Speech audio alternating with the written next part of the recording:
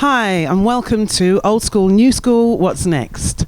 We're in for a treat tonight. We've got some amazing artists who are sitting right next to me now. But before, we've got a pre-panel discussion, and it's looking at the role of black music, specifically within the British music industry.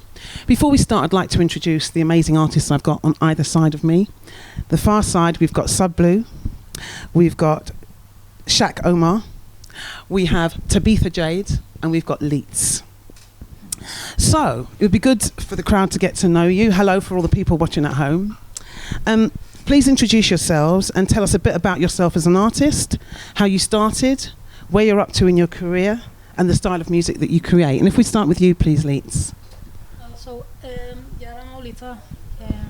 I just make music to express. I've started putting music out on Spotify recently.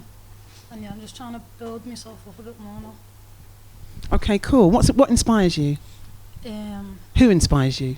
A lot of different things. Life, just everything inspires me. Okay, thank you. And how about you, Tabitha? So my name's Tabitha Jade. I do R&B pop music.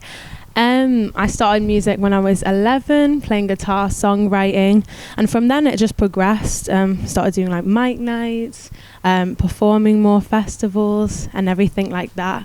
And yeah, I'd say literally life just inspires me. Different artists, different music, and yeah. Cool, thank you. Okay, and over to you. Tell me a bit about yourself. Hello, I'm Shaq Omar. I'm a singer, songwriter, rapper as well from Liverpool. Main influences I would say are people like Michael Jackson, Usher, or like the R&B. That's like the type of people I look at for inspiration, kind of want to reach them heights and stuff like that. Cool. Yeah. Okay, thank you. And finally, over to you, Sub Blue. My name's Sub Blue. I make experimental pop / alternative R&B. Just graduated from LIPA, and yeah, I guess I write songs about my friends, the kind of things that they've been through, and where I'm from. That kind of inspires my music. And I guess it's like that for all of us, isn't it? Because as artists, we're all inspired by everything, and that's what makes what we do so interesting. So I was going to say, I mean, you've just touched on the fact that Usher, Michael Jackson inspire you. But I guess when we all make that decision that we want to be artists, where does it begin? Who in the beginning made you think, you know what, I'd love to do that, I'd like to be like that person? What did it for you? When did you begin? When I was like 10 or 11, I just started listening to because local rappers around by mine used to like put music out, and I used to listen to that, and that inspired me, and I used to like write in my room and stuff, but I never used to put it out. Yeah, I just used to rap. Okay, so it was people in your local community that inspired you. Grandfam used to inspire me a lot. Like I used to listen to them when I was younger. Yeah. And I think it's really important that we have people who inspire us. There's always someone, I think we can always remember a time when we went, you know what, I'd love to be like that person, or I'd love to be on a stage like that person. When did that happen for you? Do you know what? I think it was just me watching videos on YouTube and just live performances of like artists from the 90s and 2000s. So like Destiny's Child, Brandy, Mariah Carey, all those artists. I literally love them till today. They're timeless, aren't they? They never age. And I guess good quality is good quality. Mm-hmm. It's timeless. How about you? Okay, so I'm going to be real. I'm going to keep it all the way real, yeah. I'm not going to try and be cool for the cameras or nothing like that. So I was born in 94, so basically 2 artists stand out to me. Michael Jackson, which everyone can get why, and the Backstreet Boys. I'm a 90s baby. I'm a 90s baby, so that's my first exposure to like singing and like trying to like get on and like learn songs and stuff like that, and then it kind of went from there. But then as I got older, I kind of stopped doing music. I was interested in basketball, playing sports, stuff like that. And then when I got to about the age of 17, because like when you're growing up you feel like, oh, like singing's not like cool. As a young boy I feel as though like where I'm like from is like you think like, oh, singing's not really cool, I want to like play sports. That's why when I started music again, I come out as a rapper. I come out as a rapper first. So I was rapping for like 3 years, but then I realized like as time went on, like as much as I love rapping, don't get me wrong, but like singing, like R&B is where the roots come from. Do you know what I mean? So that's the main inspiration for me anyways. because we're talking old school, new school, I'm old enough to remember Michael Jackson when he was in the Jacksons, and I went to see them.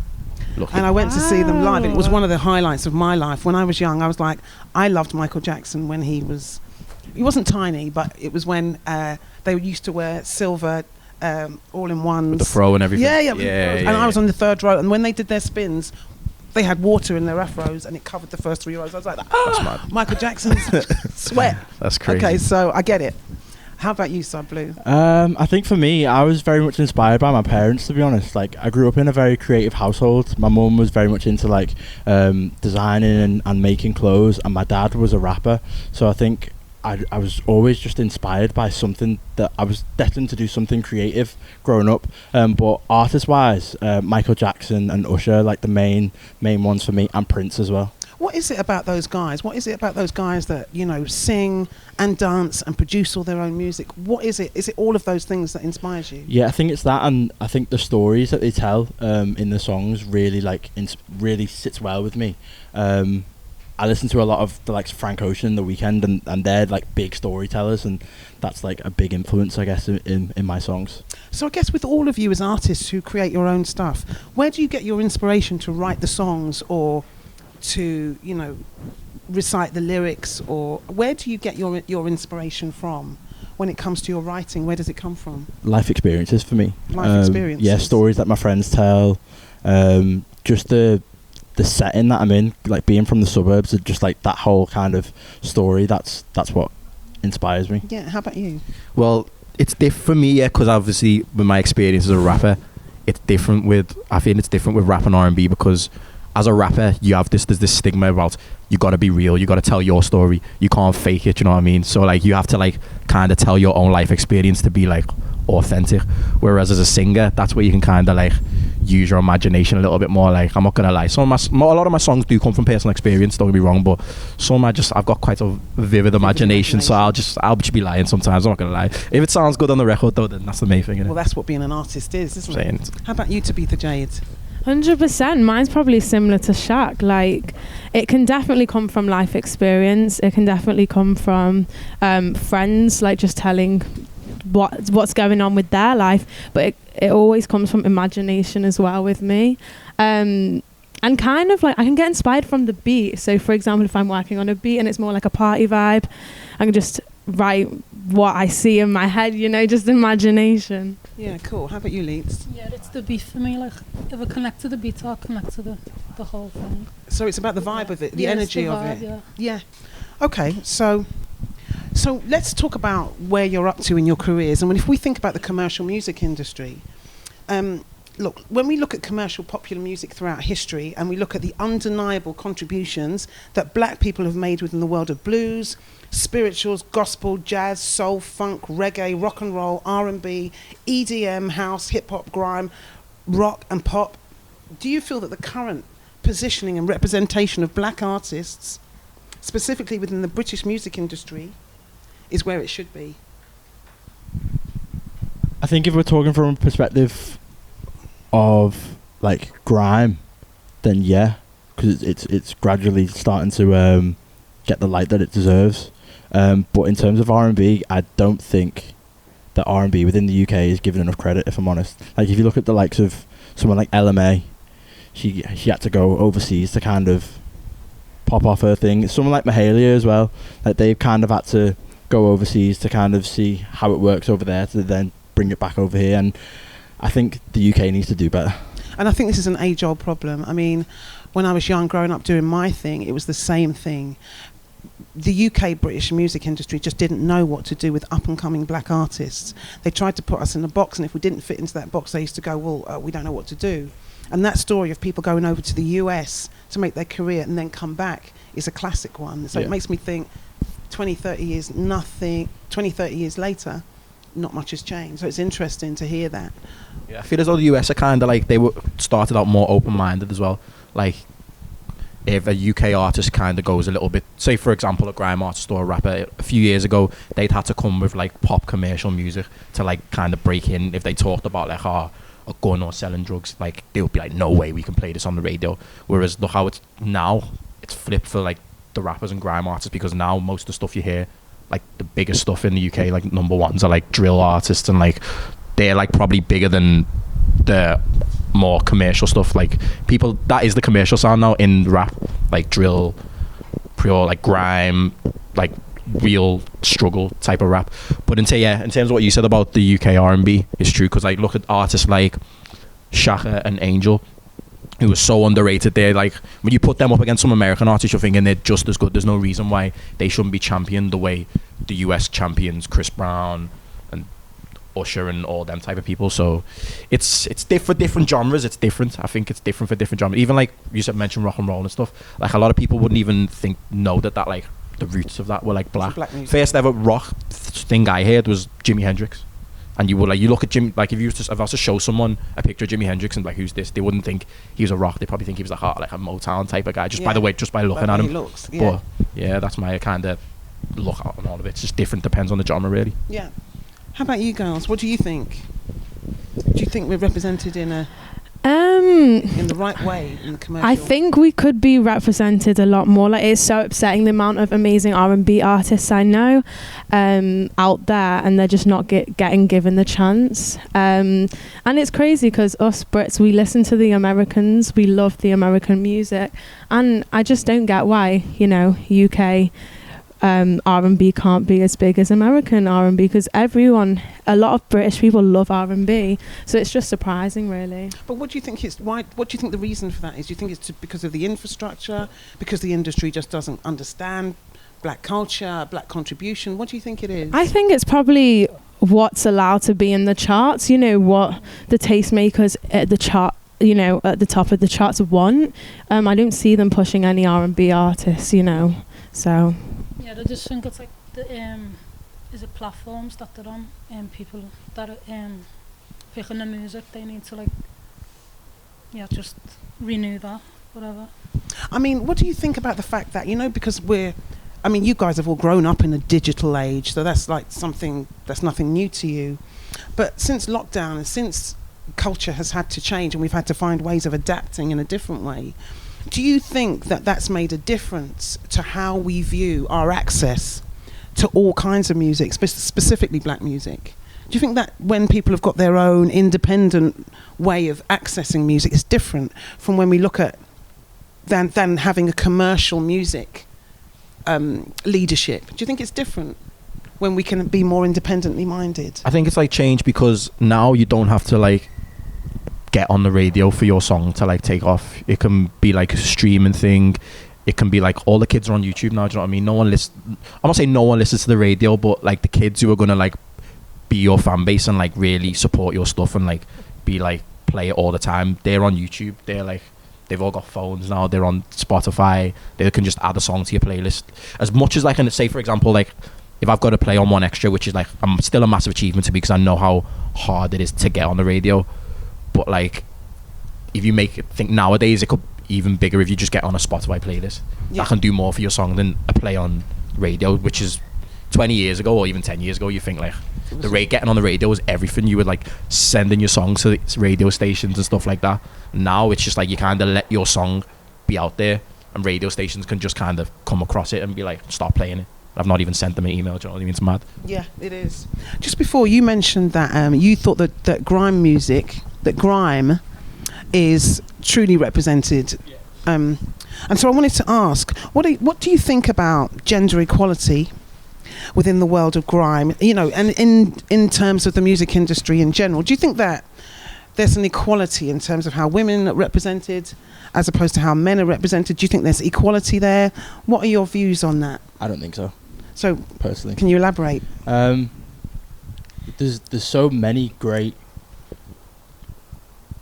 women grime artists, and I don't think that they're kind of given enough opportunity to kind of shine, if I'm honest. Why do you think that is? I think maybe it's just the infrastructure is a little bit old fashioned, and they still just haven't kind of changed their mindset to kind of view women as being equal to men's ability, I guess, which I think is completely wrong. I also think, like, just to add on to that, like a lot of the times UK look at what America's doing to try and like see what they're doing and try and mimic that. And a lot of the say for example the American rappers, female rappers, a lot of them have like pushing sex appeal kind of thing in their music. So I feel as though the UK kind of, a lot of UK rappers, for girls, it's going to be hard because some might think that's how they have to do it to be like big, but in reality it should be just the lyrics and the music that like do the talk. Do you know what I mean? It shouldn't have to be that. But I feel as though the mentality in America is like, it's what we go to. Look at like Cardi B and like Meg Thee Stallion and like all that type of like, obviously the music's good, but like what makes a lot more people look is like, look at it, like look at the video and stuff like that. Do you know what I mean? So sex sells. It does. It does. Like, do you know what I mean? It's bad. Like, it shouldn't have to. Never. So what do you think about that? I'd never be me. I think that's just like, I just don't think that's right. Like. So tell me why? What's wrong with it? I think they're selling themselves when the wrong self, and it's not them as a person. Like, they should just keep to themselves. That's easy though. It's easy to say that, isn't it? But if you want to get into a commercial music industry and the rules seem to be that you're told you have to follow, I'd rather just do my own thing, and if it blow, I'll blow. If it don't, it is what it is. Yeah, and you feel that strongly about it. Yeah, so I've seen artists like change their ways just because of this song. Yeah, it's like, it's not me though. No, it's not. And it's good to hear that you've got that integrity. But I know for a fact that for most young artists who go in, you know the way that labels pick you up when you're quite young and you're quite impressionable and you're hungry for success. So they pull you in, they go, we love what you do, and then they proceed to try and change you. And part of that procedure to change you is to get you to be part of a formula that they think is the only formula. Well, you see someone like Leanne LaHavis, who's a singer-songwriter who writes great songs, and that's not what her agenda is, and she's got like global success. Seems to me like there should be more of that, and that's a woman that you can respect and you appreciate that she writes her own songs and she's in charge of her own career. I don't know how many people that we actually get to see like that. What do you think, Tabitha Jade? In terms, what was the question? So the question is, what about the role of women? Is there gender equality? How is it to be a woman within the industry? 100% no. Like, when I think about, for example, like the managers, the A&Rs in that kind of scene, there's, like with me, I basically work with just like males, like for example producers, like management and everything like that. I feel like we really need to get women pushed out more, because I've met so many talented producers, and I don't think they're given the opportunities as much as men, and especially in like the rap scene. If you look at like the freestyle platforms, there's so many male rappers on it, and there's like literally no women. And there's so many, amazing like rappers. But what's your experience like being in that environment where you're one of the only women?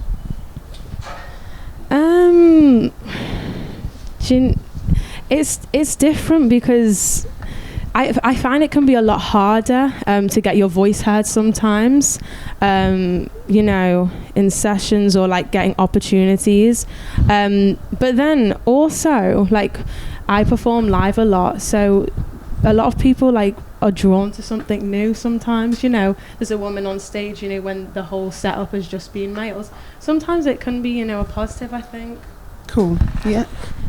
I see a lot of things that haven't changed, and I see some things that have changed. I don't know how many women we see in positions, like managerial positions as producers, behind the scenes, the technicians, all of those things. I think we're still in a world where women are a little bit seen as the icing on the cake, a bit like the candy, not to be taken as seriously as men. And I think it's time for that to change. I think these kind of conversations are ones that we need to have regularly just to keep it in check. Okay, so following on from that, what role do you think that black conscious rappers and hip-hop artists made in the 90s, and more recently grime artists, in terms of the things they're actually saying about women? What about the lyrics that happen within grime? Are they respectful? Are they derogatory? What do we think? Not really.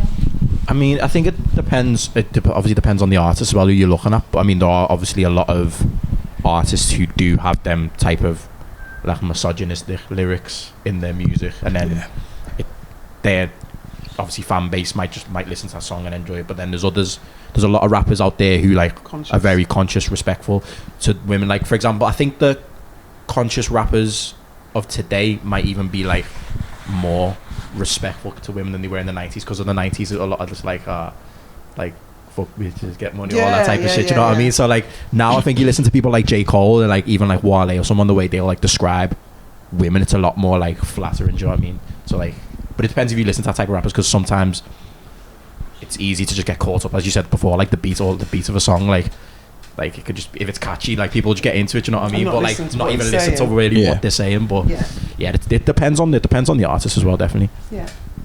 I think I agree with Shaq. Yeah, it most definitely depends on the artist. I think recently though, someone called out J. Cole for one of his latest records that he put out. Yeah, they did, because he was speaking badly, I think, on No Name. He was calling her aggressive, and then a lot of people were kind of starting that whole kind of conversation. But yeah, I think it depends on the artist. It depends who it is. But do you think it's acceptable? No, so, not at all. So what do we do about that when we hear that, and do we just let it go? Because that's what seems to happen. We know it's disrespectful, but what do? We just kind of go, oh well, it's disrespectful. But I think we need to start checking people to kind of put them in line, and that's how we're going to move forward. But how do we do that? I think the female artists, the female rappers need to check the male rappers if they say something. Like, they need to come out and be like, yo, like, this, you can't say that. Like, I'm a rapper too. Like, I'm just the same as you. You can't say that. It's not always that easy though, is it? Especially because as you said, your voice doesn't get heard as much. Also, like Tabitha Jade has just said, sometimes she's the only female in the room. For her to then stand up and go, hang on, it's not going to happen, is it? That's tough. It's a lot of pressure. Yeah, but we need to think about that stuff, and I think as artists we need to be responsible for having an opinion about how we feel about equality. Also, as men, if it's just like, if there's a woman in the room and you're making music and you're saying all this kind of stuff, and there's a woman in the room working with you, like, you can't. How can you be so dumb to just say you'd be offending them? So like, you got to just kind of know your surroundings, think. Just use your brain. Yeah. Okay, so where are you up to in your careers? Are you happy with where you're up to? What are your aspirations for the future? Does the future look bright? Where do you see yourself in like 5-10 years time? I'm still like working on my sound at the moment, but in like the next year or something, I want to work more on my singing and then build that up. But yeah, I'm just still working on my sound and stuff at the moment. Okay, and is your sound, how are you working on your sound? Are you working with other people? How are you developing that sound? I'm just practice, like I'm just writing songs, and then if I like it, I like it, but if I don't, I just dash it and then just get on with it. Go on to the next one. Yeah, just keep practicing and stuff. Yeah, it's good, and practice is key. Yeah, and if it sticks, I feel like it's a good one. Okay. Yeah. How about you, Tabitha Jade? For me, I feel like it's just all about releasing more music, because I feel like I don't have that much music out at the moment, and I'm just about to drop an EP in November. I've just released a single called FYI, and I just really want to get that out. I just want to keep building, the support system, the fan base, and really just gain loyal supporters. I just kind of want to do everything I'm doing now, but on a bigger scale. So just, once this COVID thing's all over, just more like bigger shows, and just keep developing. Yeah.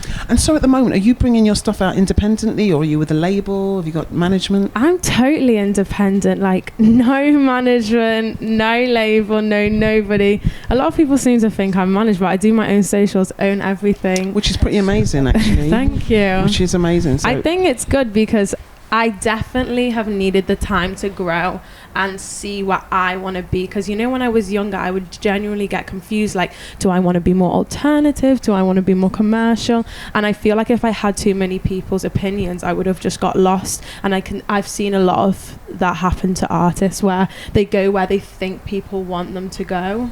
And I feel like now I definitely have found my sound, so I'm quite happy. So have you got like a support network around you for you to be able to develop in that way?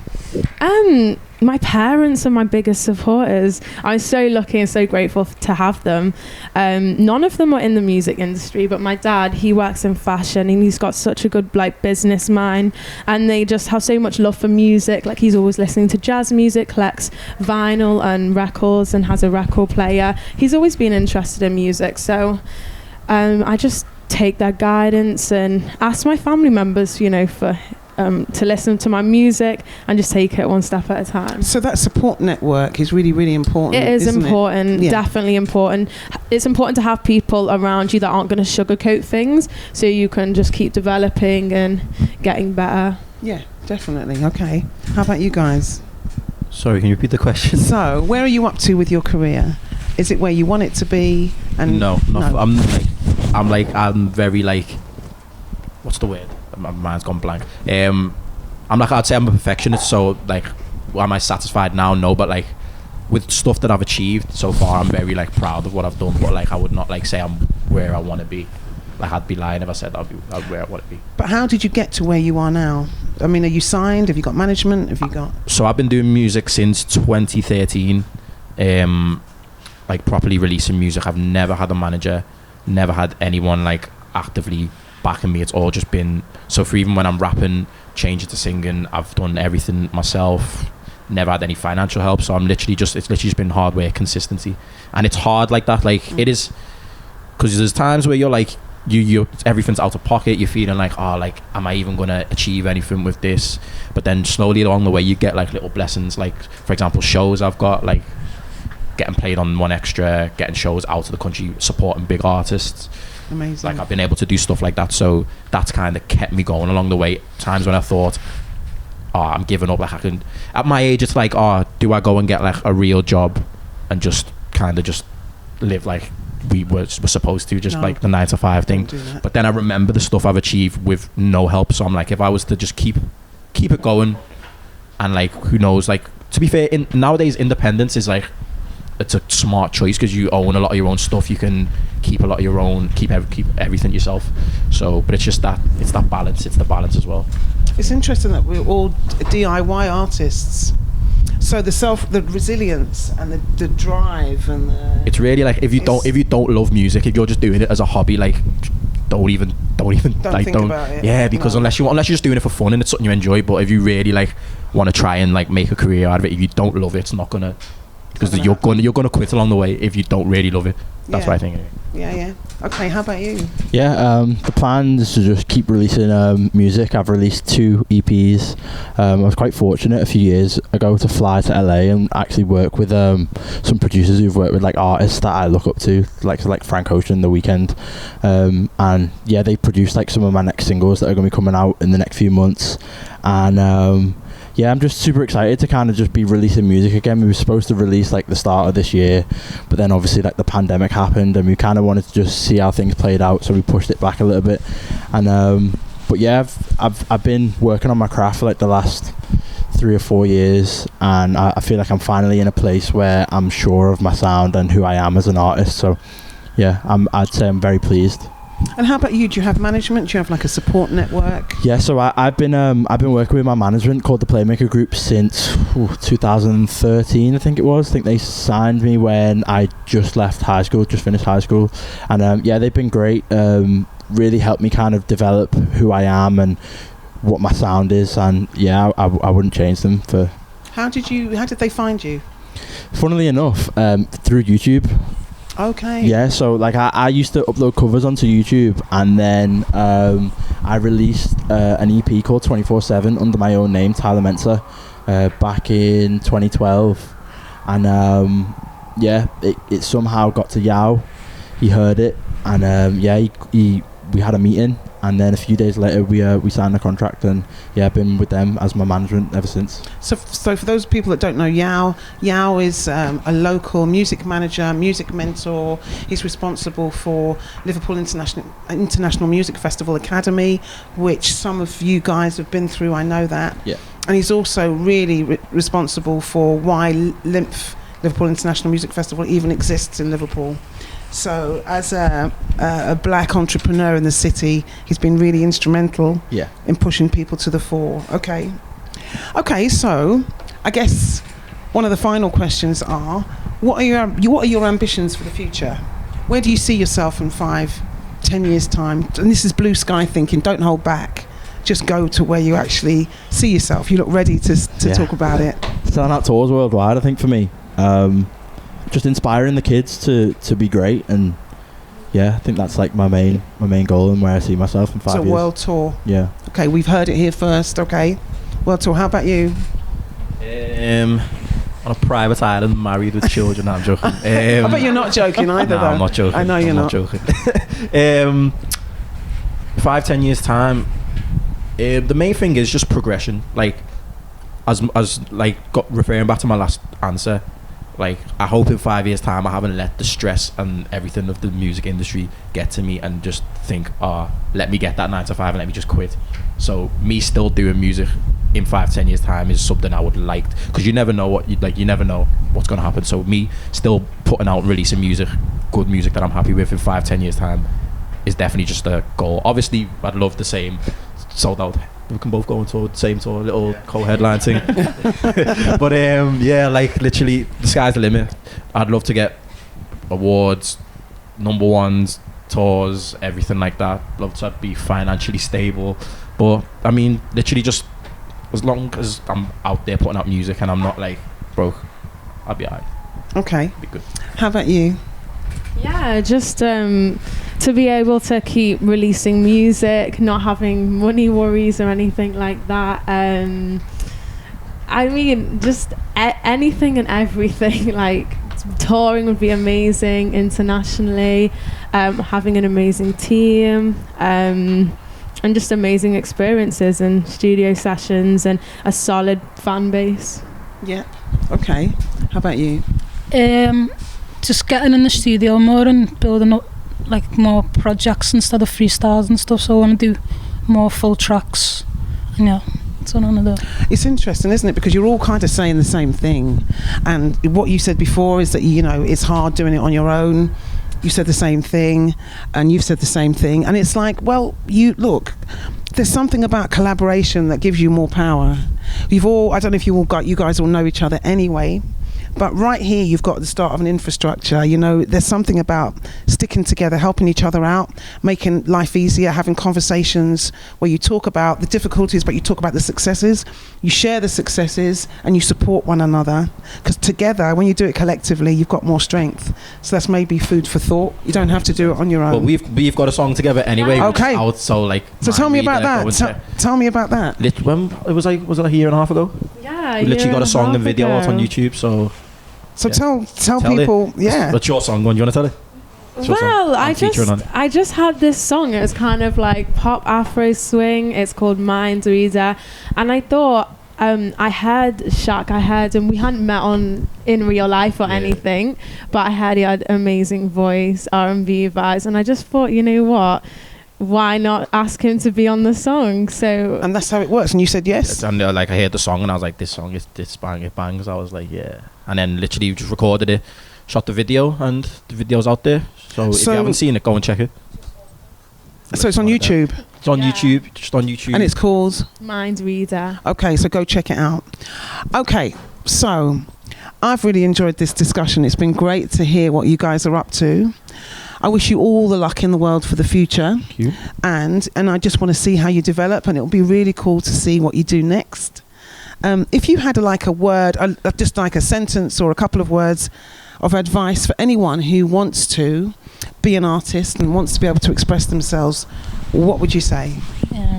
Just keep being yourself. Don't be scared of any bad comments anyone's going to say. Just keep pushing through. Just do what you're doing. Thank you, brilliant. How about you? I'd say just go for it. Like, don't be shy. Like, just literally just shoot for the stars. Like, no dream is too big. Brilliant.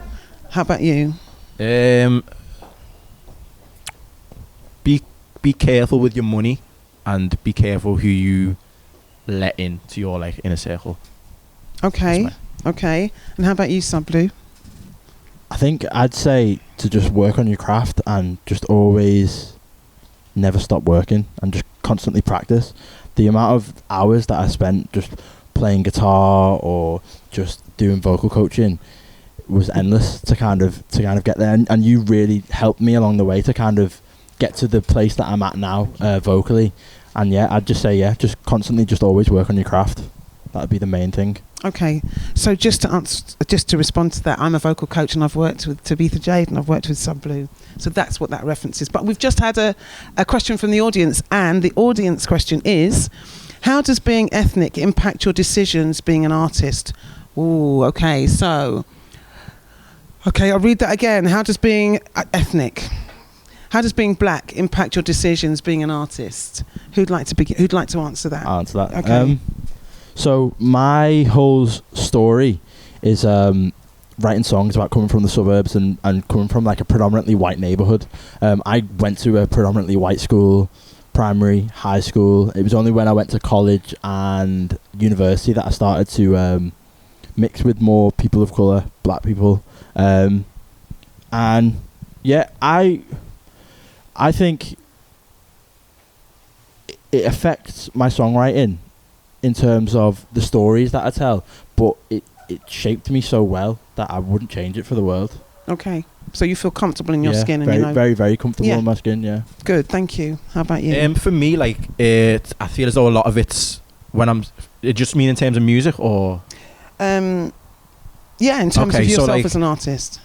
This is going back to like school days. So I went to similar to what you said, I went to a predominantly white school, like a grammar school, but then I'd also be playing basketball in Toxteth, and a lot of my friends were like in that kind of lifestyle, like this street lifestyle. So I kind of like had that balance of kind of going to school and trying to adapt to like all my white friends, and then I'll be like, next thing I'll be in like playing basketball with all my boys and trying to like adapt to that. Yeah. So trying to, so I feel as though even it relates to music because you don't know whether like, and I shouldn't do this. This is what I used to do. I used to try and be like, when you was chasing that radio sound, don't like kind of make it your slang too black because the white people might not understand it, but like you shouldn't have to do that because you need to just express who you are, kind of thing. So and be true to yourself. Definitely. So I've learned over time to just like, if I say a word and someone not going to stand it, or if it's slang, like that's just how I am. That's just who I am. So like literally just that's what.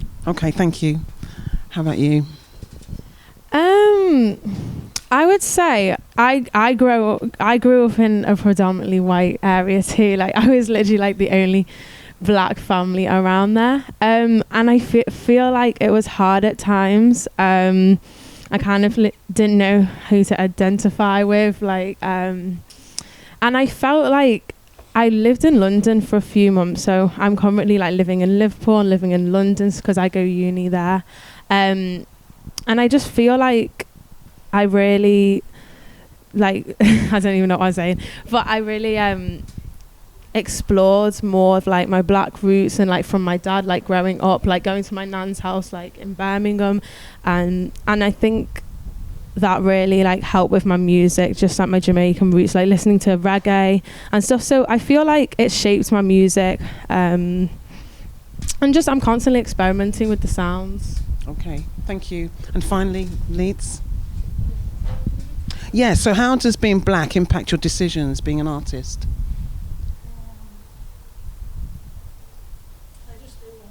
Yeah.